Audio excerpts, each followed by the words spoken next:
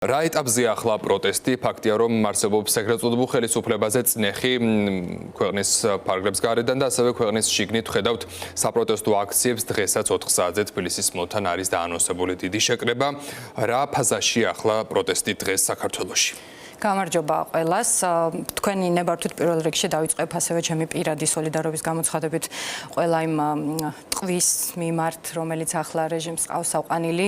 ჩვენ ყველამ უნდა ვიცოდეთ, რომ ეს ადამიანები საბოლოო ჯამში იბრძოდნენ უსამართლო კანონების, უსამართლო პოლიციის, სახელმწიფოს უსამართლო ფორმის წინააღმდეგ და შესაბამისად ახლა ისინი მხოლოდ გმირები არიან ამ ბრძოლაში. სოლიდარობა და გამხნევება მათ ერთი რიგითი მოქალაქის მხრიდან. რაც შეეხება კითხვას პროტესტის შესახებ, ჩემი აზრით ამ ეტაპზე ცოტა უფრო მიუხედავად იმისა, რომ დღეს არის საკვანძოდ მნიშვნელოვანი დღე, თუ კი ცოტა უფრო შორი პერსპექტივიდან შევხედავთ, პროტესტი უკვე 2 თვეზე მეტია მიმდინარეობს და აქ მნიშვნელობა აქვს არა მხოლოდ არითმეტიკას და დღეების რაოდენობას, ან თუნდაც ადამიანების რაოდენობას, რომლებიც სხვადასხვა დროს დგანან ხოლმე სხვადასხვა ადგილებში, ასე ვთქვათ, ძირითადად პარლამენტის წინ, მაგრამ ჩვენ ისიც უნდა გვახსოვდეს, რომ ტოპონიმები ასევე ძალიან ფართო არის, სადაც ეს პროტესტი არის გაშლილი.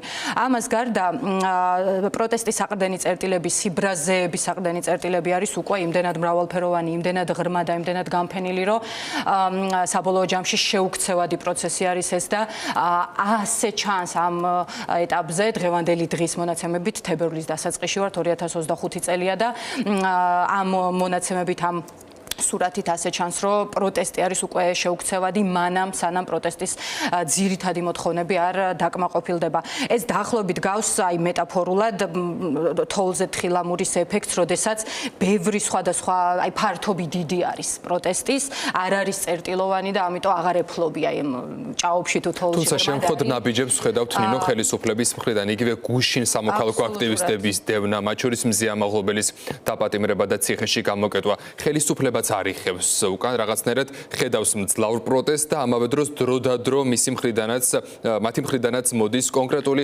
ქმედებები და არ ხედავ ჩვენ არნაირ უკან დახევას მათი მხრიდან პირიქით. დიახ, რომელიც აჩვენებს, რომ ერთი მხრივ აჩვენებს ამორალურობას რეჟიმისას, იმიტომ რომ რეჟიმი ამ ეტაპზე იქცა ხალხის აი ამ ხელა ჯგუფის წინააღმდეგ მებრძოლ-ძალად, მეორე მხრივ აჩვენებს მათ ძალასაც ჩვენ უნდა ვაღიაროთ, რომ ჩვენ უპირისპირდებით მანქანას, რომელსაც ძალიან სერიოზული რესურსები აქვს ხელში.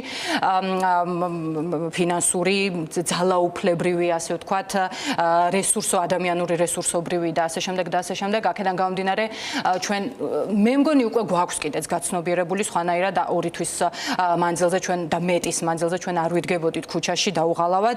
ჩვენ ვიცით, რომ მანქანა არის ძალადობრივი, მანქანა არის ძლიერი, შეიძლება რაღაც ეტაპზე ამ მანქანამ ისე გადაუაროს ყველაფერს ამ ქვეყანაში, რომ აღუდგენლად მოსპოს. ამას ვაცნობიერებთ, საქართველოს ისტორია სავსე არის ასეთი ეპიზოდებით, თუმცა ამ ეტაპისთვის მეორე მხრივ პროტესტს აქვს თავისი ისეთი სიძლიერეები, რომლებიც თავის მხრივ განასხვავებს საქართველოს სხვა ტრაგიკულ გამოცდილებებს, ანექსიებს, სხვადასხვა ძალადობრივი რეჟიმების წინააღმდეგ მარცხებს, თუ კი როცა ასეთები ყოფილა.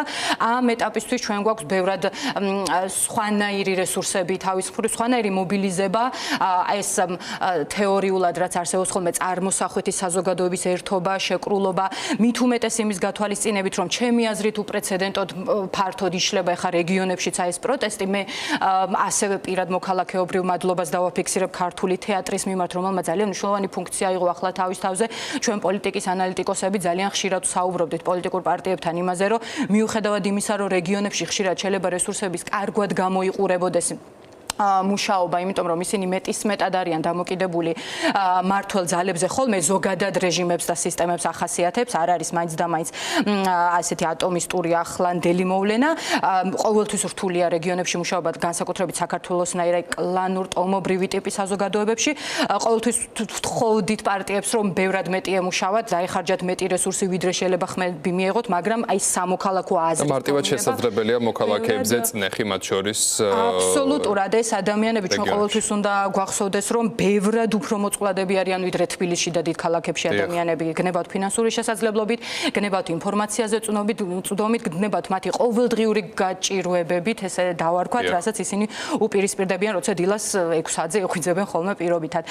თუმცა ეხა თეატრმა ამ თავისი ძალიან მნიშვნელოვანი პერფორმანსული, ასე ვთქვათ, ფორმით უმნიშვნელოვანესი სამოქალაქო დავალება იყო, ასე ვთქვათ, თავის თავზე.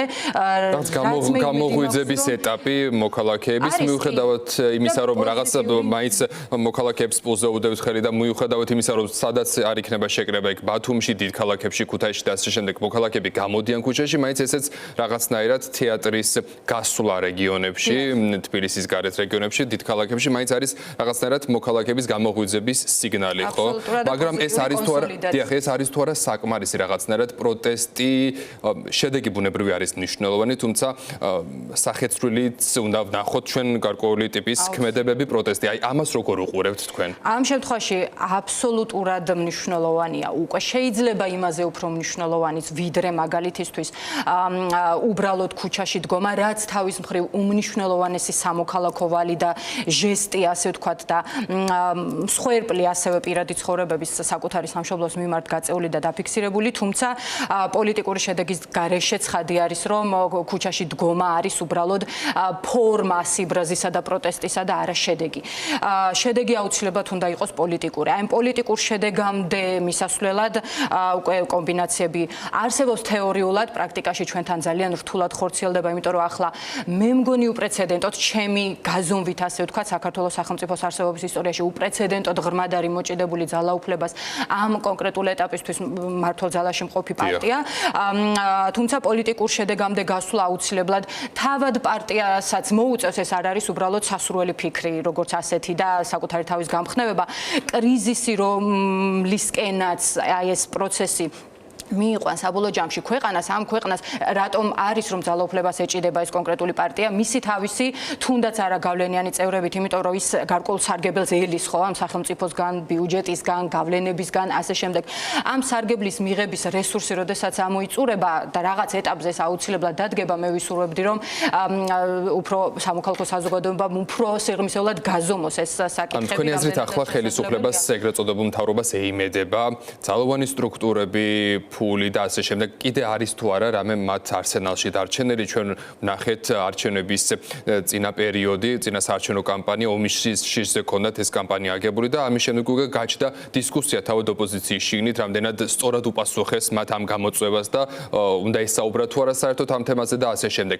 ახლა რისი ეიმედება ქართულ ოცნებას, რა დარჩა მას საიმედო თქვენი აზრით? სამი ძირითადი საყრდენი წერტილი. ეს არის ის, რომ პროტესტანტი ხალხი დაიღლება ერთი მხრივ, რაც ადგილზე არ და მაგიდაზე არ უდევთ მათ. მე დარწმუნებული ვარ, რომ კობახიძის განცხადება შეგვიძლია აქვე გავიხსენოთ, რომ 20 იანვრის შემდეგ ქუჩაში არავინ არ გამოვაო.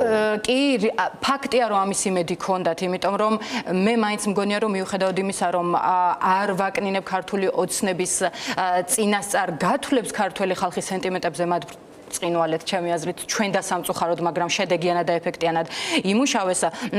არის რაღაცები, რაც მართლა მათ ვერ გათვალეს, დაახლოებით, არ ვიცი, სცენარულად, მეტაფორულად, როგორც პუტინი რო შეიჭრა პირობითად კიევში და ეგონა რომ მას ყვავილებით დახვდებოდნენ იქ, დაახლოებით კიდევ ერთხელ ვამბობ, მეტაფორულად ასეთი სცენარი ვითარდება, როდესაც დაღლის იმედი, ადამიანების დაღლის და პროტესტის განელების იმედი ფაქტია, რომ არის მართველ ელიტაში ამ ეტაპზე, თუმცა ეს მაგიდაზე არ დევს, ეს ერთი. მეორე არის, რომ გეოპოლიტიკური გადალაგებები თავისით დაალაგებს და თავისით მიუჩენს ბრჭყალებში საქართველოს ადგილს იმ ეგრეთ წოდებულ ნაცრისფერ ზონაში, სადაც შეუმჩნეველი იქნება საქართველო და თუ კი აქამდე დემოკრატიების, მოდი ასე ვთქვათ, ექსპორტი განვითარებული ცივილიზებული დასავლური სამყაროდან იყო გეოპოლიტიკური მექანიზმი, ასე ვთქვათ, რომ პოზიტიური ურთიერთობები ქონოდათ თბილისსა და დასავლურ დედაქალაქებს, ამ ეტაპისთვის ამის იმედი არსებობს, რომ აი ამ ნაცრისფერ ზონაში თავისთავად მოყოლილი საქართველო იქნება მიმალული, მიჩქმალული და ყურადღების მიღმა დარჩენილი, რაც ასევე პირდაპირ ვთქვათ, რომ არ არის მაგიდაზე, არ უდევს ეს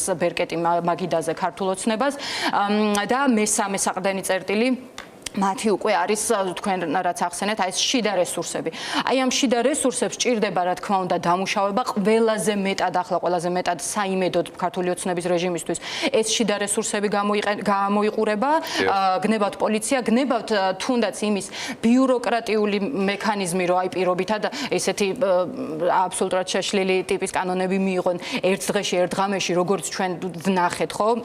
უახლოესი არა მხოლოდ აი ამ გუშინდელ კანონებზე საუბრობ, რომლის მიხედვითაც პროტესტის უფლება აეკრძალა ფაქტობრივად და ერთ-ერთი განზომილება მნიშვნელოვანი ადამიანებს, არამედ რაღაცნაირად უფერულდება ხოლმე რეტროსპექტივაში კანონების გრადაციები, მოდი ასე ვთქვათ, რომელიც უფრო და უფრო რეპრესიულისკენ იხრება და უფრო და უფრო რეპრესიულისკენ, დისკრიმინაციულისკენ იხრება და შესაბამისად ერთი შეხედვით კანონიერი დაკავებები, მისჯები და ასე შემდეგ უკვე გამოიყურება უკანონოდ და უკვე ხალხმა მართლა დროა გაიაზროს, რომ ვიღაცამ ან რაღაცამ დამცველებისგან, ვინ დაგვიცავს ჩვენივე დამცველებისგან, ხო? ამ ეტაპისთვის ეს არის რეჟიმის ძლიერი მხარე, ამას უნდა უბრალოდ თვალი გავუსწოროთ და ამის მიხედვით არ უნდა დავკარგოთ არც მხნეობა, არც ძალა და თუნდაც მაგალითისთვის დღევანდელი დღის შუა დღის პროტესტი, რომელიც მე მგონია, რომ შეიძლება არ იყოს აბსოლუტური კულმინაცია, ანუ აბსოლუტური მარცხი, აბსოლუტური გამარჯვება, მაგრამ ნებისმიერ შემთხვევაში იქნება ერთ-ერთი პიკური მომენტი, რომელიც დაანახებს ვიზუალურად კიდევ ერთხელ რეჟიმს, რომ მას ნამდვილად აი ამ პიკურ მომენტში თქვენ რაც ახსენეთ, ხო ეს სიტყვები, რა როლი უნდა ითამაშონ ოპოზიციურმა პარტიებმა, რაღაცნაირად ისინი არიან დღეს ჭდილში, თქვათ სცენაზე არ დგანან და ამ პროცესის ავანგარდში არიან ახალგაზრდები, სამოქალაქო აქტივისტები, მოქალაქეები, რომლებიც არიან ამ ხელისუფლებაზე გაბრაზებული და კონკრეტული მოთხოვნები აქვთ მათ შორის ივანიშვილის რუსული რეჟიმის წინააღმდეგ. აი მაგალითად თუ კი ჩაინიშნება ახალი არჩევნები და ეს ჩაინიშნა მაგალითად თვითმმართველობის არჩევნებთან ერთად, თუ კი ასეთი ტიპის დათმობაზე წამოვიდა ოლიგარქი ივანიშვილი, თქვენი აზრით რამდენად იქნება მზად ოპოზიციური სპექტრი, ოპოზიციური პარტიები ამისთვის და უკვე უნდა მოემზადონ თუ არა მათ შორის ამისათვის, ჩვენ არ ვიცით ბიძინა ივანიშვილი რას იზამს, ჩვენ ვიცით მისი ტაქტიკები, დრო და დრო გამოუყენებია კიდევაც მათ შორის. აი ელოდებით თუ არა თქვენ მაგალითად მსგავსი ტიპის მოქმედებებს, რომ შესაძლოა თვითმმართველობის არჩევნებზე დაინიშნოს მათ შორის საპარლამენტო არჩევნები და ამ პროცესში ოპოზიციური პარტიები რამდენად არიან დღეს მზად და როგორ უნდა მოემზადონ?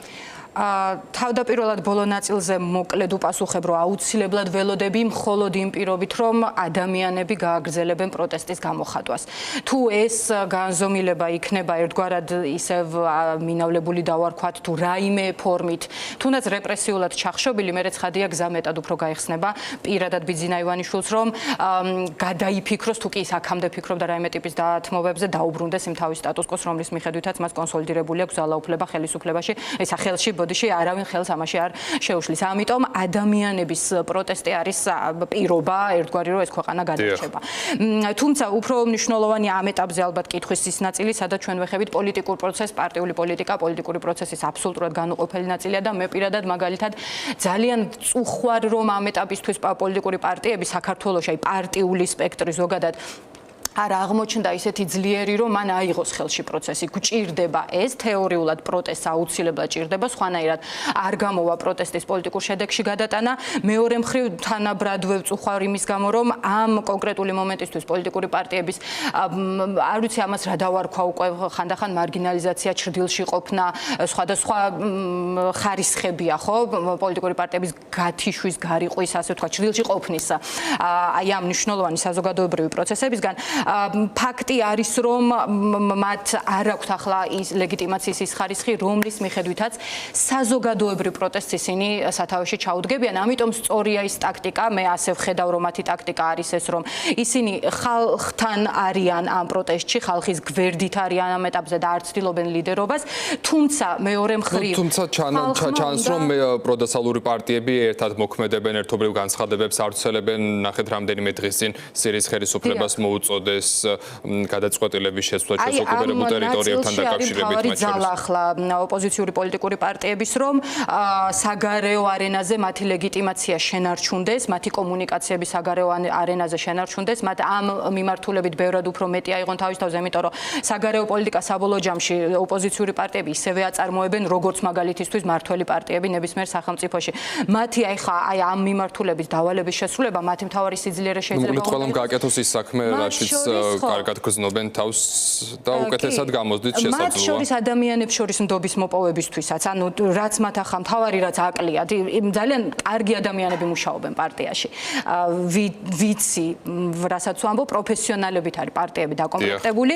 უბრალოდ რაც ახლა აკლია ამ პროცესს არის პარტიების გაკეთილშობილება, მოდი ასე ვთქვათ, ხალხთან უფრო მეტად დაახლოება და ამას თითქოს ჭირდება რაღაცა დამატებითი ბოდიში უცხოური სიტყვისთვის ბუსტი, ასე ვთქვათ და მე მგონია რომ პროტესტი თავის მხრივ ამას გამოიწვევს ამ დაახლოების პროცესს, განურჩევლად იმისა, თუ შეიძლება ერთი წინადადები დავამთავრებ, განურჩევლად იმისა, რა წითელი ხაზები აქვთ თითოეულ ცალკე აღებულ პარტიებს ახლა ამ ეტაპზე პარტიულ პოლიტიკაზე და არჩევნებზე თუნდაც ადრე დანიშნულ თუ თვითმმართველობის არჩევნების ფარგლებში დანიშნულ არჩევნებზე აღარ არის უკვე კონკრეტულ პარტიულ იდენტობაზე საუბარი, არის სახელმწიფოს ეგზისტენციალურ არჩევანზე ხო საუბარი.